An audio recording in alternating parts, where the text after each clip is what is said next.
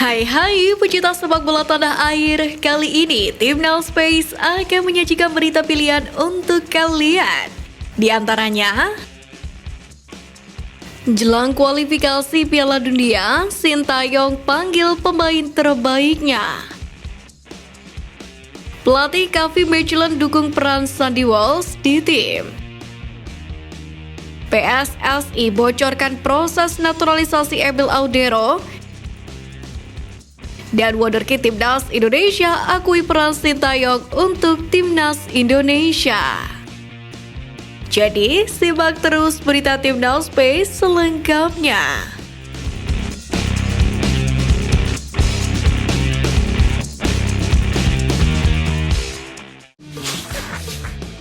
Sebagaimana diketahui, Timnas Indonesia U17 saat ini sedang melangsungkan pemusatan latihan di Jerman. Hal itu dilakukan untuk mempersiapkan diri menghadapi Piala Dunia U17 November mendatang. Selama melakoni pemusatan latihan, Timnas U17 Indonesia bakal melakoni sejumlah uji coba melawan klub-klub lokal. Sejauh ini sudah 2 laga uji coba yang dilakoni oleh skuad Garuda Asia. Terbaru, Timnas Indonesia U17 berhasil mengantongi kemenangan 1-0 atas SC Paderborn U17. Gol kilat Nabil Ashura jadi penentu kemenangan Garuda Asia. Tentu kemenangan ini sedikit melegakan bagi skuad Timnas U17. Pasalnya, ini juga jadi kemenangan perdana pasukan Bima Sakti selama TC di Jerman. Sebagai pencetak gol kemenangan, Nabil pun memberikan tanggapan. Nabil pun mengaku senang dengan gol yang dicetaknya. Apalagi ia sudah lama tidak mencetak gol untuk skuad Garuda Asia. Walaupun begitu, pemain jebolan Garuda Select ini mengaku belum puas dengan hasil tersebut. Sebab dirinya menyoroti beberapa kekurangan di dalam timnya. 2 masalah yang disorot oleh Nabil Ashura adalah komunikasi dan chemistry antar pemain belum padu. Ketua Umum PSSI Erick Thohir berbicara peluang Timnas Indonesia di Piala Dunia U17 yang akan digelar November mendatang. Sebagaimana diketahui saat ini skuad Garuda Asia sedang melangsungkan pemusatan latihan di Jerman. Erick Thohir pun mengatakan Timnas U17 menunjukkan progres bagus selama pemusatan di Jerman. Apalagi Bima Sakti didampingi pelatih asal Jerman Frank Bournemouth yang memiliki banyak pengalaman di sepak bola Eropa. Erick Thohir pun optimis Timnas Indonesia U17 memberikan penampilan terbaik di Piala Dunia U17 nanti. Dia berharap masyarakat juga turut mendukung tim asuhan Bima Sakti tersebut. PSSI sendiri memasang target lolos dari babak penyisihan grup atau ke babak 16 besar Piala Dunia U17 2023. Adapun Timnas U17 sendiri berada di grup A bersama Ekuador, Maroko, dan Panama. Menarik untuk dinantikan kiprah Bima Sakti dalam menangani skuad Garuda Asia di Piala Dunia U17 ini. Timnas Indonesia semenjak ditangani Sintayong mulai kembali menunjukkan tajinya di kancah persepak bolaan level Asia. Racikan komposisi pemain dari pelatih berkebangsaan Korea Selatan ini terbukti berhasil dan membuat performa Timnas Indonesia semakin meningkat. Hal itu pun membuat salah satu talenta muda yang dimiliki Timnas Indonesia mengungkapkan peran penting Sintayong di skuad Garuda.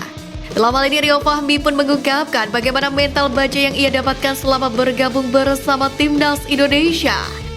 Dalam sebuah kesempatan, Rio Fahmi mengatakan kalau di partai final SEA Games dirinya mengingat perkataan dari Sintayong.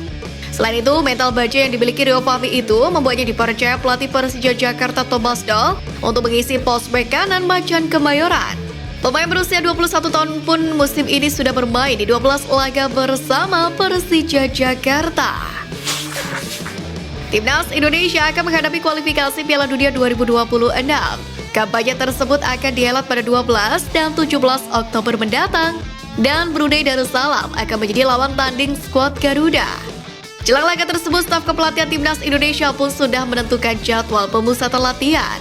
Para penggawa Garuda dijadwalkan akan menjalani pemusatan latihan pada Senin 9 Oktober mendatang, di mana Sintayong telah memanggil 26 nama untuk memperkuat Garuda di kualifikasi Piala Dunia ini. Namun sayangnya asisten pelatih Timnas Indonesia Nova Arianto hanya ada 25 pemain yang mengikuti pemusatan latihan ini dikarenakan satu nama lainnya mengalami cedera. Adapun lokasi TC Timnas Indonesia di Palembang yang kini tengah dilanda kabut asap akibat kebakaran hutan dan lahan. Oleh sebab itulah dalam beberapa waktu ke depan perkembangan keadaan di Palembang akan terus dipantau. Sebagaimana diketahui, Timnas Indonesia akan bersuara dengan Brunei Darussalam dalam laga kualifikasi Piala Dunia 2026 pada Oktober ini. Di laga pertama, Timnas Indonesia akan menjadi tuan rumah terlebih dahulu pada tanggal 12 Oktober. Kemudian bertolak ke Brunei untuk menghadapi laga kedua pada 17 Oktober mendatang. Jelang pertandingan itu, pelatih Timnas Indonesia Sintayong dipastikan tidak akan memanggil wajah-wajah baru untuk mengisi skuad Garuda. Kepastian itu disampaikan secara langsung oleh asisten pelatih Timnas, Nova Arianto, di mana dari daftar pemain tersebut mayoritas masih diisi oleh skuad lama. Meski begitu, Nova tidak menyebutkan nama-nama pemain yang dipanggil juru taktik asal Korea Selatan ini. Dirinya menambahkan jika pemain abroad bakal dipanggil Sintayong untuk memperkuat Timnas Indonesia di laga krusial tersebut. Di samping itu, walau di atas kertas kualitas pemain Timnas sudah lebih baik daripada Brunei, pemanggilan ini bisa dinilai bahwa Sintayong tak menganggap enteng lawannya. Salah satu pemain Timnas Indonesia yang kini sedang meniti karir di Eropa sedang mengalami penampilan yang kurang konsisten di musim ini, di mana Sandy Walsh tak pernah bermain penuh dalam setiap pertandingan yang sudah dilaluinya. Walau begitu, pelatih KV Mechelen Davour tak khawatir dan yakin cepat atau lambat Sandy Walsh akan berada pada performa terbaik. Dirinya menyadari bahwa ketidakkonsistennya itu dikarenakan cedera yang sering dialami oleh Sandy Walsh. Stephen Davour menegaskan bahwa sang pemain bakal menemukan performanya kembali di KV Mechelen. Dirinya juga menyebut bahwa pemain berusia 27 tahun itu pun merupakan pemain yang bekerja keras dan cerdas. Sebagai tambahan informasi, Sandy Walsh sudah membela KV Mechelen sejak 2020. Sejauh ini, pemain berusia 27 tahun itu telah menggembal 103 penampilan dan turut menyumbangkan 9 gol serta 14 assist. Sebagaimana diketahui saat ini, salah satu pemain keturunan Indonesia sedang menjalani proses perpindahan kewarganegaraan. Pemain tersebut ialah Cyrus Margono.